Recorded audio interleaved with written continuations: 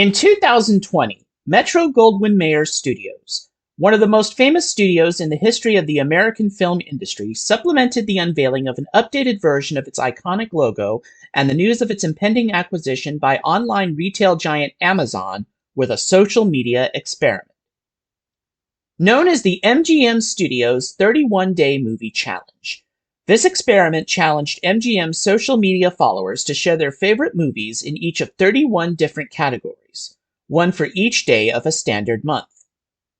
In this special series, which will release one video each day for 31 days, we will profile a movie that fits each theme.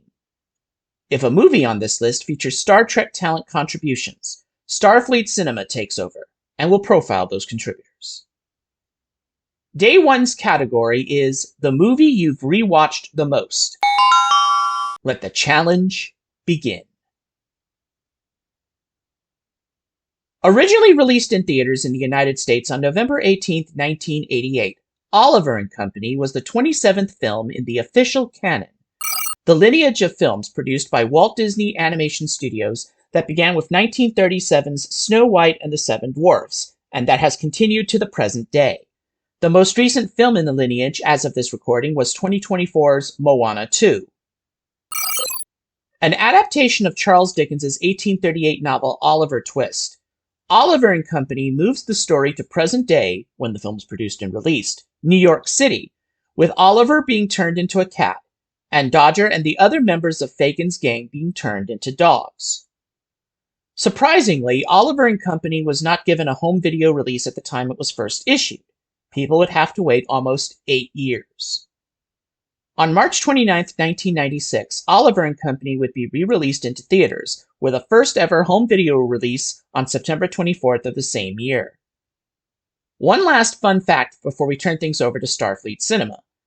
Oliver & Company was the last official canon Disney film to have its soundtrack album released on vinyl record until 2013's Frozen. Let's now turn things over to STARFLEET CINEMA.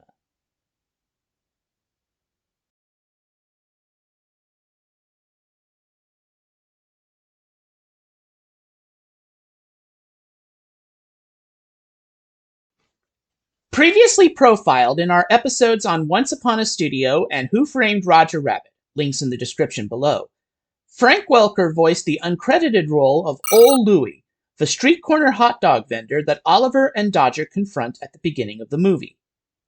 Dodger referred to Old Louie as a well-known enemy of the four-legged world, thus implying that Old Louie hates both cats and dogs. Unfortunately, no biographical data is available for voice actress Judy Durand, who provided miscellaneous voices for Oliver & Company, including a mother who pulls her child away from Oliver at the beginning of the movie. You'll be looking for the line, "Come on, sweetheart, we're late. You can play with the kitty some other time, honey. Come on." Durand first contributed to Star Trek as the voice of the Space Dock Controller in Star Trek III: The Search for Spock. You'll be listening for the line, "Affirmative, Enterprise. Enjoy the ride, and welcome home." She would later be heard as a vocal replacement for actress Harriet Leiter as Amory in the 5th season Next Generation episode Unification 2, and finally, and most famously, as the computer voice of the titular space station on Star Trek Deep Space Nine. Born in New York City, New York, United States on November 27, 1949, retired actor Gerrit Graham contributed additional story material to Oliver & Company, receiving a special thanks in the closing credits.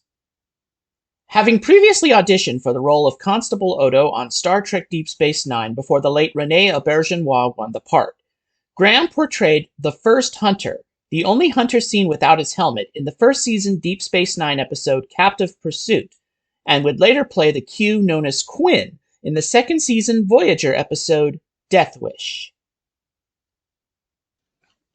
Born somewhere in the United Kingdom in 1926, an exact birthplace and birth date are not publicly available, actor William Glover portrayed the voice of Winston, the butler of Jenny, the little girl who adopts Oliver, in Oliver & Company.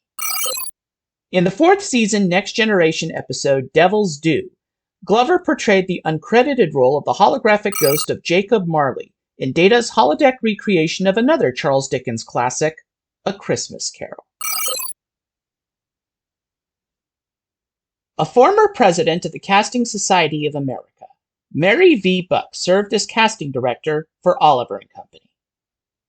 She worked primarily in casting for television until the 1982 film Star Trek II: The Wrath of Khan. Buck would later serve as casting director on the next two official canon Disney animated features to be released after Oliver and Company, 1989's The Little Mermaid and 1990's The Rescuers Down Under, before returning to casting for television. Tomorrow on NeoBlisseyX X versus the MGM Studios 31-Day Movie Challenge. It's Day 2, a movie that makes you cry. I won't spoil it here, so you'll have to tune in to find out. Until then, take care, and live long and prosper.